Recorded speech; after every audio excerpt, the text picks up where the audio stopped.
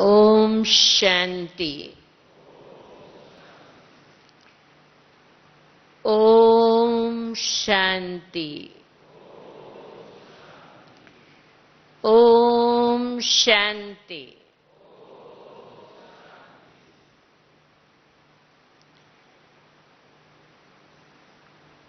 प्यारे शांतिवन में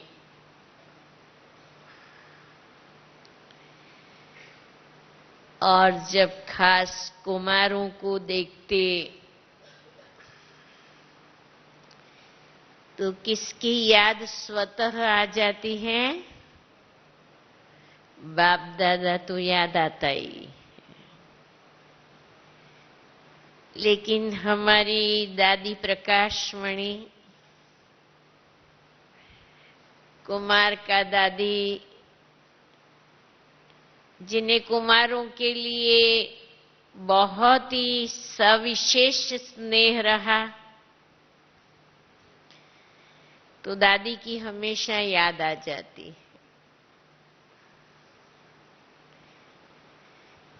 दादी को इसलिए विशेष प्यार था कुमारों से कि ऐसी कलयुगी दुनिया, ऐसी तमोप्रधान दुनिया, चारों तरफ से चैलेंजेस,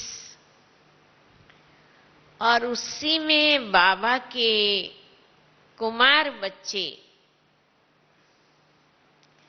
अपने आप को महावीर अंगद के समान बाबा का बनकर चलते रहे, तो ये बहुत बहुत बहुत महिमा की बात है। और इसीलिए दादी जी का सविशेष सभी कुमारों से प्यार था, अभी भी है। हम दादी को भूल तो नहीं सकते, दादी हमारे हमेशा ही साथ रही हैं। तो आज दादी जी के नाम पर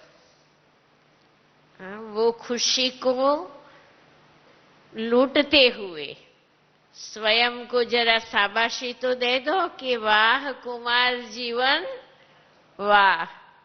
खुश हो ने आप, अपने कुमार जीवन से खुश हो ने? हाँ, देखो सभी को बहुत खुशी है।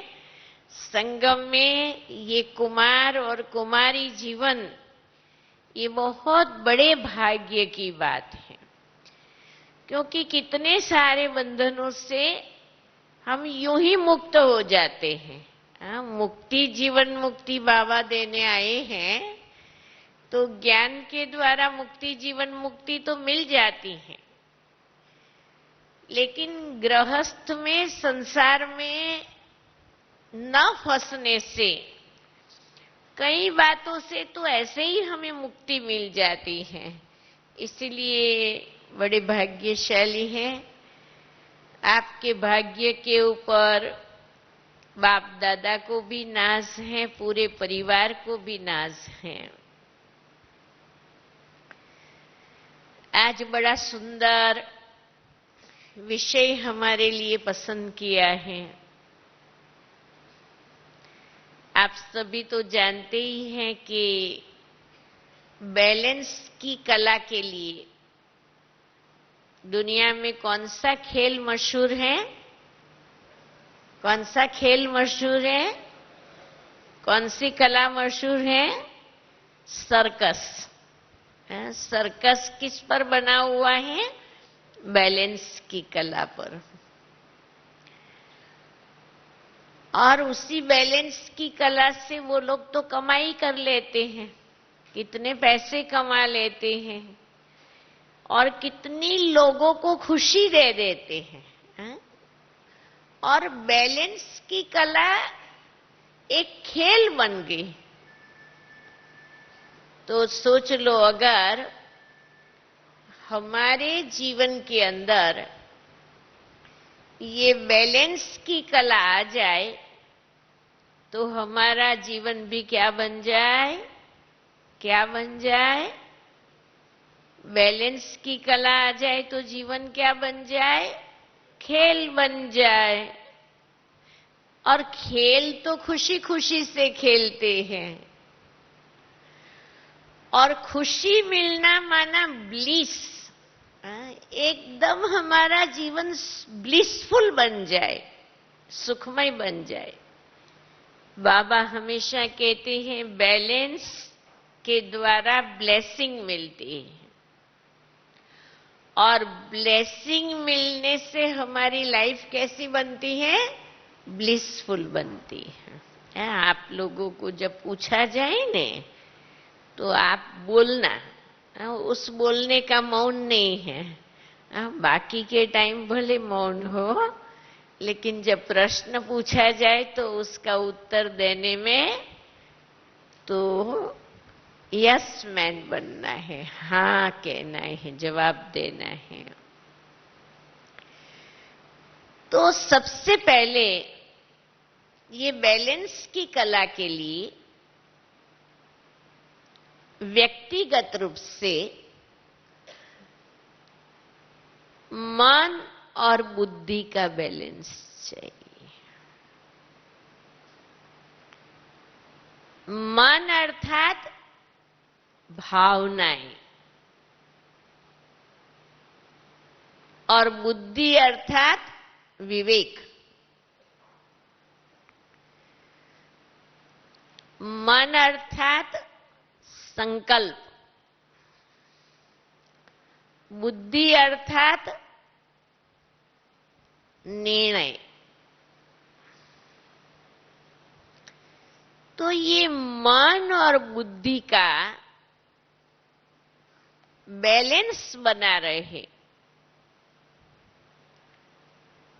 उसके लिए मन बुद्धि का मालिक कौन है? मन बुद्धि का मालिक कौन है? आत्मा। हम सभी के लिए ये बैलेंस की कला आत्मसात करना ये बहुत सहज है, क्योंकि बाबा ने हमें ये परिचय देकर के बहुत ही स्पष्ट कर दिया कि आत्मा मन और बुद्धि का मालिक है। अब आप आत्मा, मैं आत्मा बीच में रख करके और फिर मन और बुद्धि दोनों के द्वारा काम लो। मन में संकल्प उठते हैं, अगर बीच में आत्मिक स्मृति है तो आपका विवेक आपको सहयोग करेगा। आपके मन के रहे हुए शुभ संकल्पों को, आत्मिक स्थिति में है आप, तो विवेक आपको मदद करेगा। समझो आपने कोई संकल्प लिया कि बहुत मुश्किल काम है, असाध्य काम है, जिसमें बहुत कम लोग सफल होते हैं। ऐसे किसी कार्य के लिए आपने संकल्प किया। अब जैसे ही आपने संकल्प किया, अगर बुद्धि का बैलेंस नहीं होगा तो बुद्धि क्या करेगी? आपके संकल्प के सामने तर्क करेगी। क्या तर्क करेगी? सोचा तो है, करना तो है, होना तो चाहिए, देखेंगे, होगा तो कर लेंगे। ये आपके संकल्प को बुद्धि किस लिए आई? इम्बैलेंस करने के लिए आई। लेकिन आपने किए हुए उसी श्रेष्ठ संकल्प को बैलेंस करने के लिए अगर आत्मिक स्मृति के साथ आगे बढ़े तो ये तो बहुत सहज है। और ये कल्प कल्प तो किया हुआ है, ये कोई बड़ी बात नहीं है, ये मेरे से अवश्य ही होगा। और साथ में क्या करो, आत्मिक स्थिति के साथ साथ बाबा के महावाक्यों का आधार लो और डायरेक्ट बाबा की भी मदद लो। हमारे लिए हर कार्य इजी इसीलिए है कि संगम युग में आप और बाप को कोई अलग नहीं कर सकता है, जैसे बाप दादा को कोई अलग नहीं कर सकता है, वैसे हम आत्माओं को परमात्मा बाप से अभी किसी की ताकत नहीं है कि अलग करे। कर सकते भाई? हमारे से बाबा को कोई अलग कर सकते? जवाब तो दो। नहीं कर सकते। किसी की ताकत नहीं है कि हमको बाप से अलग करे। बाबा हमारे साथ है, कंबाइंड है। तो ये मन और बुद्धि का बैलेंस,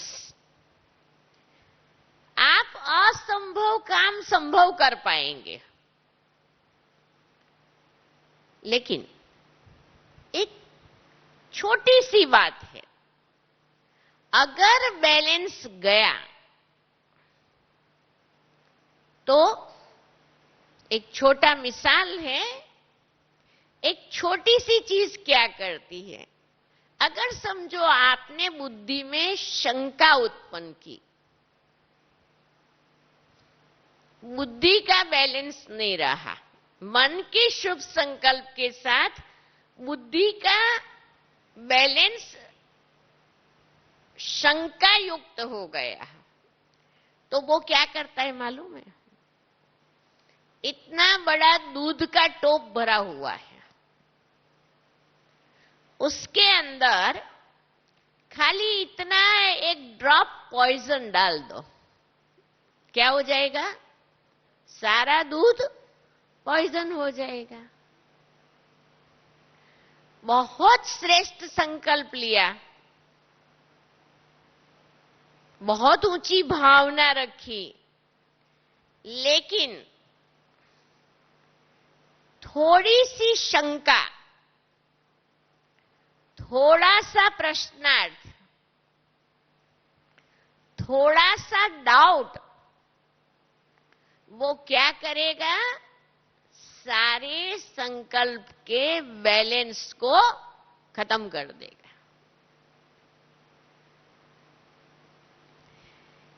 इसलिए हर समय ये बात याद रखनी है, संकल्प और बुद्धि के द्वारा निर्णय, उसमें बैलेंस रहे। दूसरी है, इसको कहते भावना और विवेक का बैलेंस। हम केवल भावना से चलेंगे तो भी सक्सेसफुल नहीं होंगे। भक्ति में केवल भावना थी, भगवान को जानते नहीं थे, अंधश्रद्धा थी, इसीलिए जीवन में एकाग्रता नहीं आई, भक्ति से कोई फल नहीं मिला, उतरती कला में चले गए। बाबा ने आकर के जैसे ही विवेक खोल दिया और हमें बाप का और अपना नॉलेज मिल गया, तब भक्ति और ज्ञान का बैलेंस हो गया, भावना और समझ का बैलेंस हो गया, तो जीवन के अंदर तीसरा नेत्र खुल गया, बैलेंस आ गया। फिर ज्ञान में चलने के बाद हम बाबा के बनते हैं। ज्ञान में दो बातों का बहुत आकर्षण रहता है। मालूम है वो दो बातें कौन सी हैं? एक है सेवा और दूसरी है साधना। बाबा का बनने के बाद, और खास करके कुमारों को, क्योंकि कुमारों के बिना सेवा करेगा कौन? जहां भी देखो कुमार बहुत है और कुमार सेवाधारी है। वो सेवा स्थान प्रवृत्तियों से एकदम एक्टिव रहता है। तो सेवा करते करते करते सेवा से हमारा लगाव हो जाता है, और इतना ज्यादा लगाव हो जाता है कि फिर योग करने का टाइम मिलता नहीं। अपना लौकिक जीवन भी है, अपनी लौकिक नौकरी, बिजनेस आदि सब है। उसी में फिर हमें मिला ईश्वरीय जीवन, और ईश्वरीय जीवन में विश्व सेवा के निमित्त हम बाबा के बच्चे हैं। बहनें बुलाएगी, हमको करनी भी पड़ेगी सेवा। हम बहुत सेवा करते हैं। सेवा से खुशी भी मिलती है, सेवा से दुआएं भी मिलती हैं, सेवा से अकाउंट भी जमा होता है। लेकिन अगर केवल सेवा है और साधना नहीं है, तो परिणाम ये आता है कि चलते चलते थक जाते हैं। क्योंकि साधना के बिना आत्मा की बैटरी चार्ज नहीं हो सकती है। फिर कुछ समय चलने के बाद ढीले हो जाएंगे। साधना अच्छी भी लगती है, लेकिन साधना के लिए समय नहीं मिला। वास्तव में हमें बैलेंस करने की जरूरत है सुखी रहने के लिए। आज देखो कुदरत के पास भी बैलेंस है, डे एंड नाइट का बैलेंस है ना।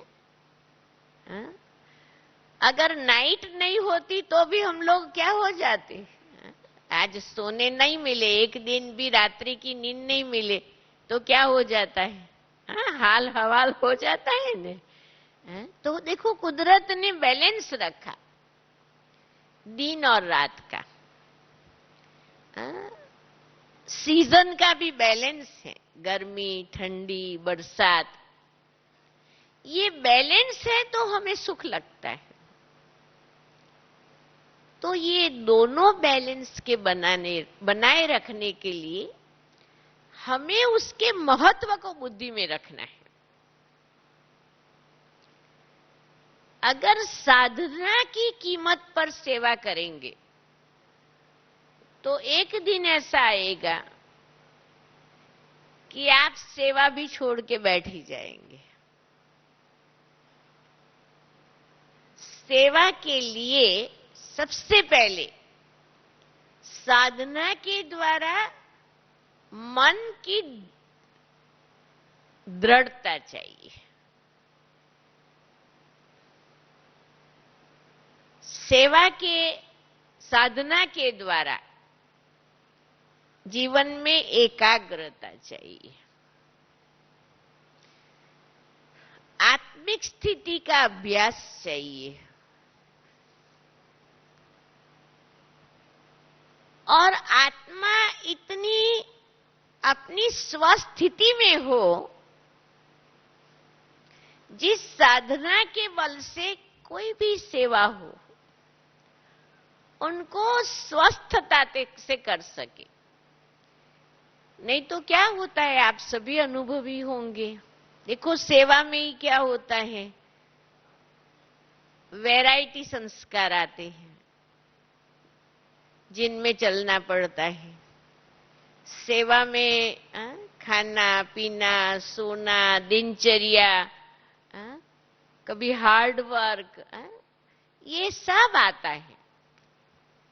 हमने सोचा नहीं हो इस प्रकार के सीन सेवा में आते हैं, लेकिन उस समय अगर साधना के द्वारा, साधना के बल से हम स्वयं इतने शक्ति संपन्न होंगे तो हमारा बैलेंस बना रहेगा।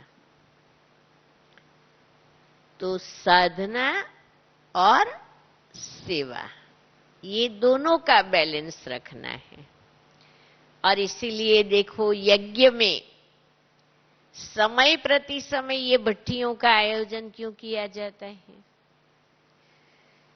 क्योंकि कभी सेवा की सीजन होती है, तो फिर कभी साधना के द्वारा अपने को बैलेंस कर लिया जाए। लेकिन साथ साथ एक सुझाव ये है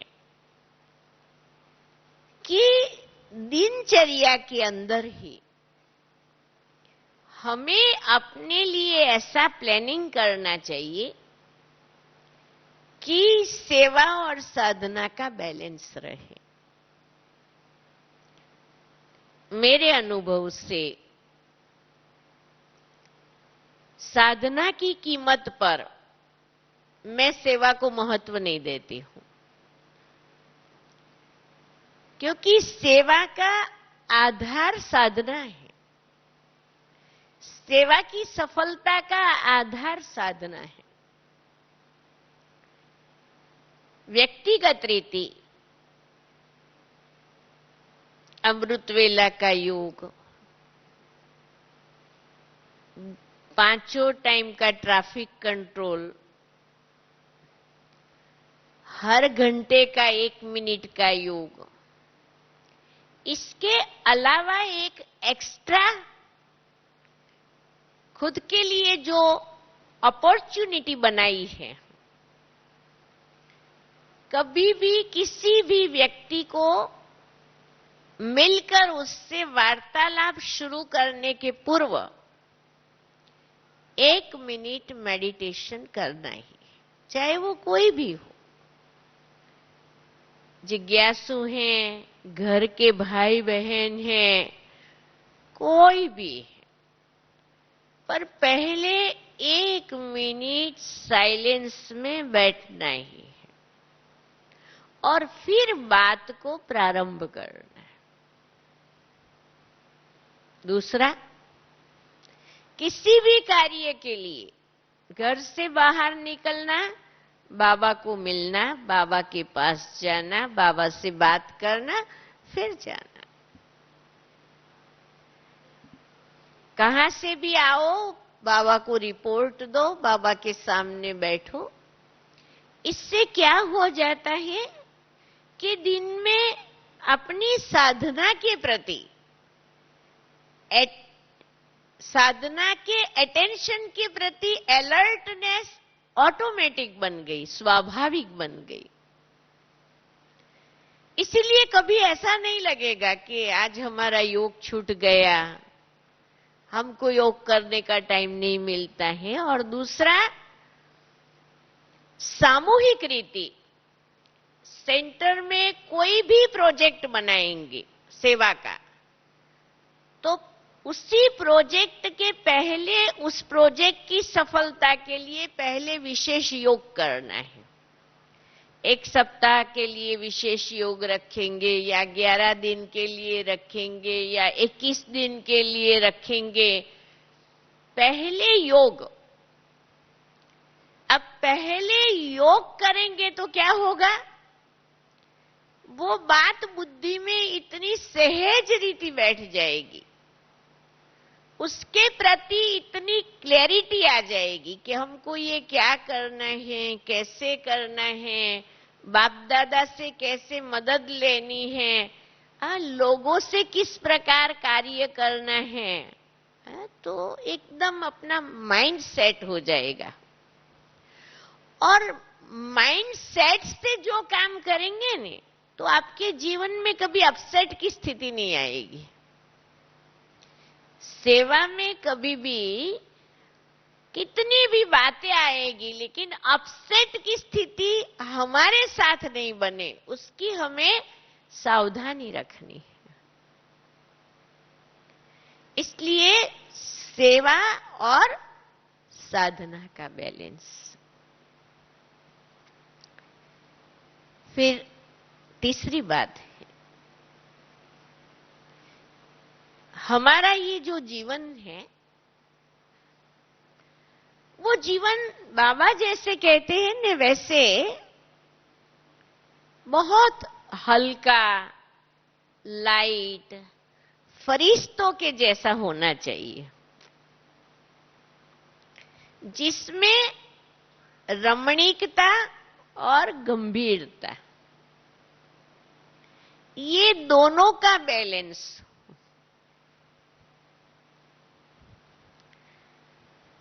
अब ये रमणीकता और गंभीरता, उसको हम जीवन में कैसे लाएं? इस बैलेंस को बनाने के लिए क्या युक्ति अपनाई जाए जो हम रमणीक भी रहे और हम गंभीर भी रहे, दोनों का बैलेंस रहे, हम बहुत भारी भी न दिखाई दे, हम बहुत चंचल भी नहीं दिखाई दे। क्या किया जाए? कौन बताएंगे? कौन सी युक्ति हमारी ये रमणीक और गंभीर के बैलेंस को बनाए रख सकती है? कौन सी युक्ति? कौन सुनाएंगे? कौन सुनाए? बोलो। लव और लॉ का बैलेंस, वो तो अच्छा ही है, वो फिर एक अलग बात है। देखो बाबा ने, बोलो, क्या कहते हैं? मुरली के पॉइंट के बनन से, बहुत अच्छी बात है। और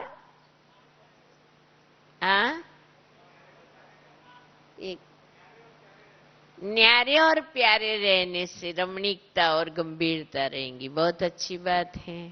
और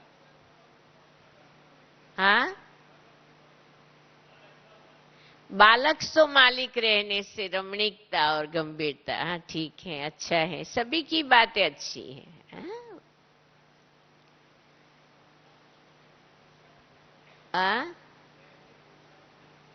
स्वयं के पुरुषार्थ की, सुनाई तो नहीं पड़ा, नहीं सुनाई पड़ा।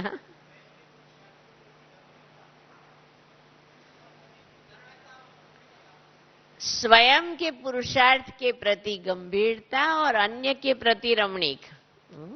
और सरलता और संतुष्टता का गुण धारण करने से, ऐसे। अच्छा, अब एक ही युक्ति है, हर परिस्थिति में बाबा को साथी बनाने से। बातें सभी की राइट है, क्योंकि अपना ज्ञान वो सब जगह यूज कर सकते हैं। ड्रामा का जो ज्ञान है, ड्रामा का नॉलेज इतना महीन है, वो आपको गंभीर भी बनाएगा और वो आपको हीरो पार्टधारी का अनुभव करके रमणीक भी बनाएगा।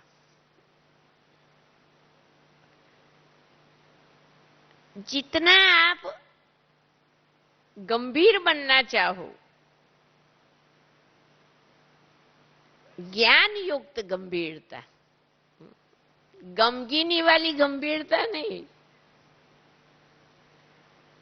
मजबूरी वाली गंभीरता नहीं, किसी को लगे इसका तो मूड ही ऑफ हो गया है, ऐसी गंभीरता नहीं। हमारे अंदर ज्ञान के द्वारा क्या गंभीरता आती है? क्या भी है, कैसा भी है, कितना भी आश्चर्यचकित करने वाली बात है, कितनी ऊंचाई नीचाई वाली बात है, लेकिन हमें ये मालूम है कि ये ड्रामा है और ये ड्रामा एक्यूरेट है और ये ड्रामा कल्याणकारी है। इसी समझ के आधार पर हम अचल रहेंगे। गंभीर माना अचल, गंभीर माना समझदार, गंभीर माना मैच्योर, हलचल में आने वाले नहीं। तो ये जो ड्रामा ना का ज्ञान है ना, उसकी जितनी अधिक डेप्थ होगी इतना आप अचल अडोल गंभीर रह सकेंगे, स्वाभाविक रीति रह सकेंगे और ड्रामा के ही ज्ञान से आप रमणीक भी बन सकेंगे। क्यों? ये ड्रामा किस ओर जा रहा है? नई दुनिया की ओर जा रहा है। और देवताएं हमेशा कैसे रहते हैं? रमणीक रहते हैं। और हम कौन है? ब्राह्मण सो फरिश्ता सो देवता। गुप्त वेश में हम देवी देवताएं हैं। और हम अंदर से क्यों खुश हैं? हम जानते हैं कि सफलता हमारा जन्मसिद्ध अधिकार है और हम इस ड्रामा के हीरो एक्टर हैं और हम नई दुनिया को ले आने वाले नव निर्माण के निमित्त हैं। तो हमारे अंदर में जो खुशी है ने, वो खुशी देवताओं जैसी खुशी है, वो रमणीकता की खुशी है। वो जैसे बाहर की ऊपर ऊपर की खुशी होती है, थोड़ा समय खुश, थोड़ा समय नाराज, थोड़ा समय देखो तो एकदम आसमान में है और फिर देखो तो रसातल चले गए। इसको रमणीकता नहीं कहते हैं। रमणीकता है आंतरिक खुशी। हम बहुत ही खुश हैं, हम दिन रात खुशी हैं। बाबा उसको कहते हैं कापारी खुशी। कापारी खुशी माना पांव से लेकर सिर तक रोम रोम खुशी में झूम रहे हैं। तो गंभीरता भी हो लेकिन साथ साथ रमणीकता भी हो। और देखो, खुश रहने के लिए तो ओहो कितनी सारी बातें हैं, है ना? जिनके पास खुश रहने के लिए बहुत माल भरा हुआ है, बहुत खजाना है, जरा हाथ उठाएं तो देखो ये सारे खुशहाल आत्माओं के हाथ ऊपर हो गए। बाबा ने देखो कितना खुशहाल बना दिया है। पहली खुशी की बात है, भगवान ने किसको कहां से, किस कोने से, किस विधि से ढूंढ लिया।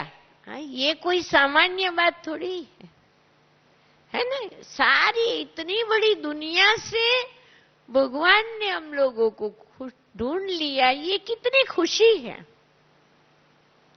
ना केवल ढूंढा लेकिन अपना बना लिया, ना केवल अपना बनाया लेकिन लायक बना रहा है। केवल वहां से नहीं अटकते लेकिन अपने पूरे वर्षे का अधिकार देता है। तो गंभीरता और रमणीकता, ये दोनों का बैलेंस जीवन में जरूरी है। फिर किसी भाई ने बोला ने, लव और लॉ का बैलेंस, ये भी बहुत जरूरी है। क्या है, कभी कभी प्रेम में कायदा तोड़ देते हैं।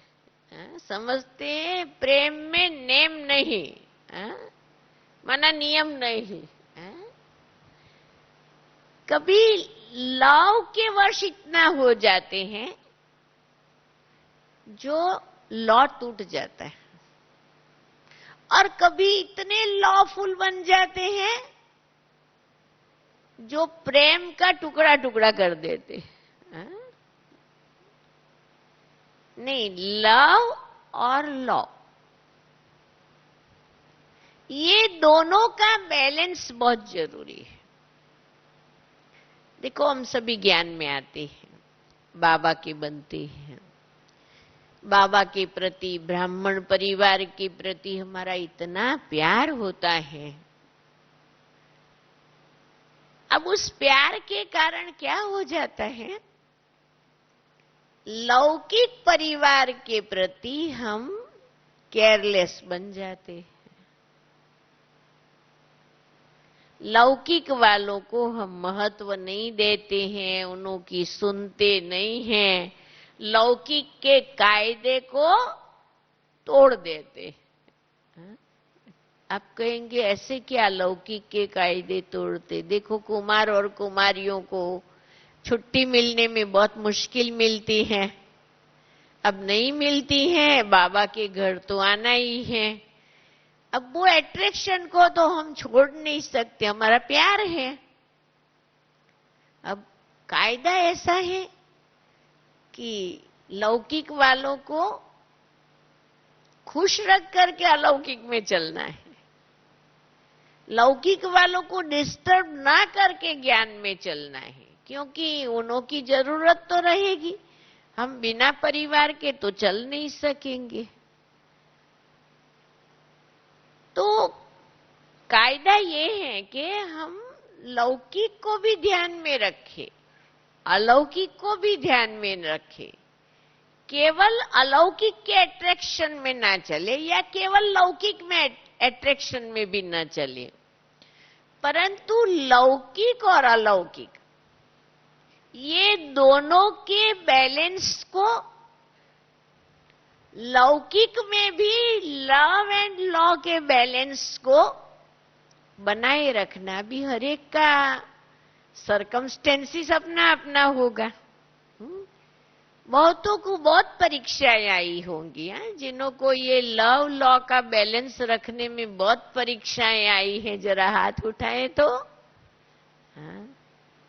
देखो, सभी को परीक्षा आई है, अभी भी आती रहेगी, ऐसे थोड़ी नहीं आएगी, परंतु उनको बैलेंस रख करके चलना है। नहीं तो क्या होता है, डिससर्विस हो जाती है, लोगों के बीच चर्चा हो जाती है। ये ब्रह्मा कुमारियां वाली तो देखो क्या करते हैं, ये देखो हमारे बच्चों को खींच लेते हैं, ये देखो इन्हों को ऐसा सिखाते हैं।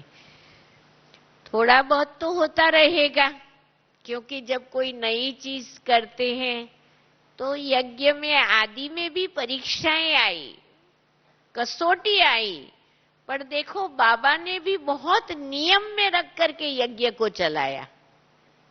जब यज्ञ में भट्ठी बननी थी तभी भी बाबा ने नियम क्या रखा कि जो अपने रिस्पॉन्सिबल, फिर वो पेरेंट्स हैं या चाचा है या मामा है या ताऊ है, कोई भी है, उनकी चिट्ठी लेकर के आएंगे, उनकी परमिशन मिलेगी तो यज्ञ में रखा जाएगा। बाबा ने क्या किया, बैलेंस रखा। नहीं, बच्चों का प्यार था तो बाबा ने आने के लिए मना नहीं किया, बच्चों के लगन को न्याय भी दिया, लेकिन साथ साथ लौकिक नियमों को निभाते हुए। तो आज दिन तक भी देखो वो व्यवस्था बनी हुई है कि हर बात में पहले लौकिक वालों की परमिशन हो। फिर देखो यहाँ यज्ञ में बुलाते तो भी क्या कहते, लौकिक के बाद फिर आप जिस सेंटर में जाते हो वो सेंटर की निमित्त बहन की परमिशन हो, फिर आप आगे बढ़ो। लव के साथ लॉ का बैलेंस करने के लिए ये सारे कायदे बने हुए क्यों होते हैं, बैलेंस। अब ये बैलेंस से क्या होता है, जब हम विधिवत चलते हैं, नियम प्रमाण चलते हैं, तो हमें पहले तो स्वयं को स्वयं की दुआएं मिलती हैं। हम खुद खुश रहेंगे जब किसी भी प्रकार के डिस्टर्बेंसेस को सेटल करके आप चलेंगे, तो आपको खुद को खुशी मिलेगी। दूसरा, हम जिन्हों के साथ कारोबार से जुड़े हुए हैं, उन्हों के आशीर्वाद मिलने भी जरूरी है, उन्हों की दुआएं मिलने भी जरूरी है, अर्थात उन्हों की कंसेंट मिलनी भी जरूरी है। वो खुशी खुशी हमें किस बात में सम्मति दे, तो हमारी सफलता में और 4 चांद लग जाते हैं। इसलिए कहा है बैलेंस से ब्लेसिंग। अब हम अपने जीवन में कितने ब्लेसिंग्स प्राप्त कर रहे हैं, हमारी लाइफ, उसका अंदाज कैसे लगेगा? हमारी लाइफ कितनी ब्लिसफुल है। जितना बैलेंस होगा, इतनी लाइफ ब्लिसफुल रहेगी,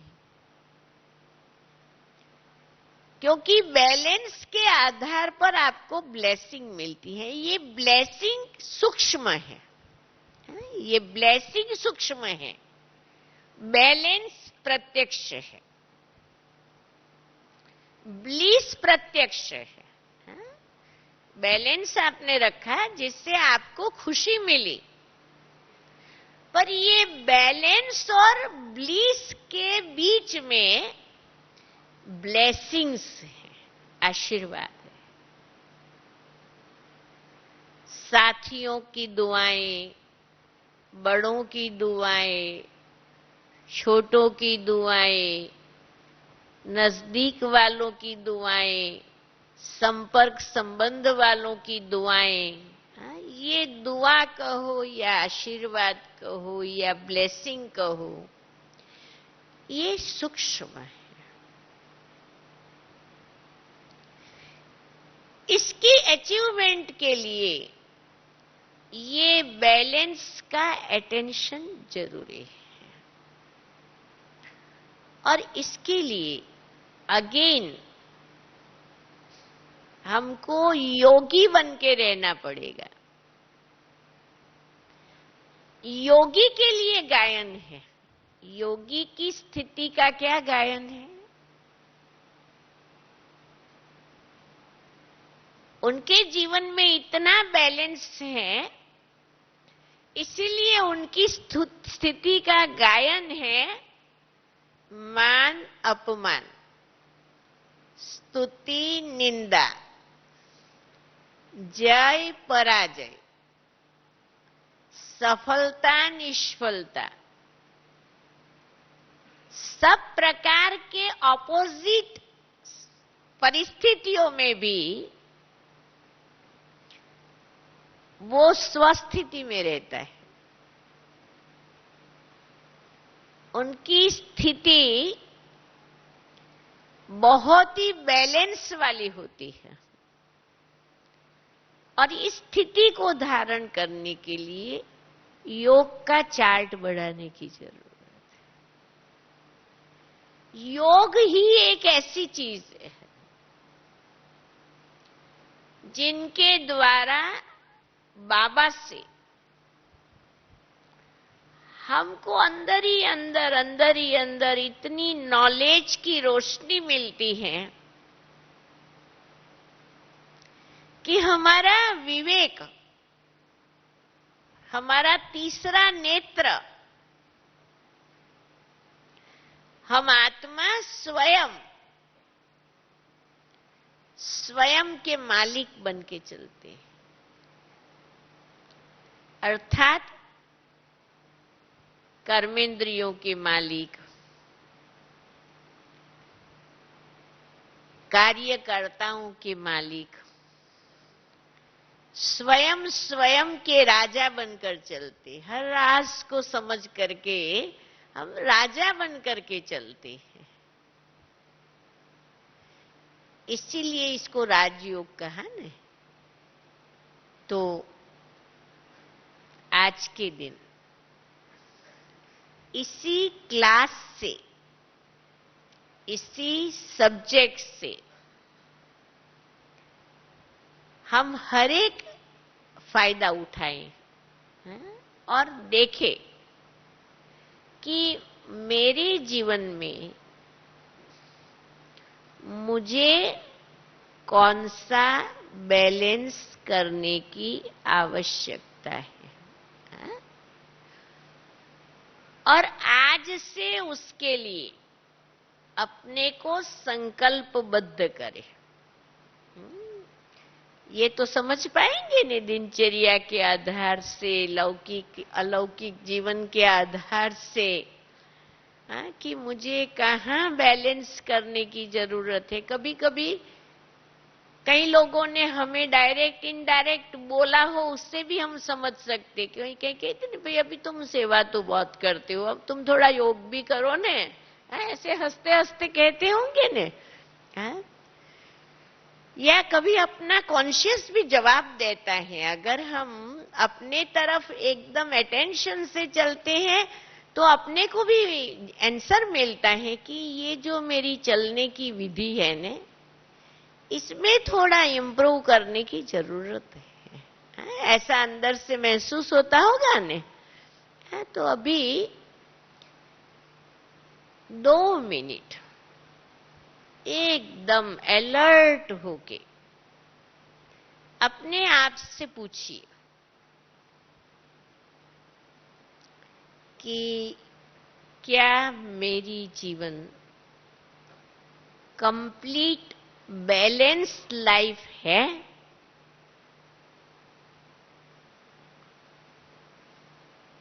नहीं है तो मुझे किस बात में बैलेंस करने की जरूरत है?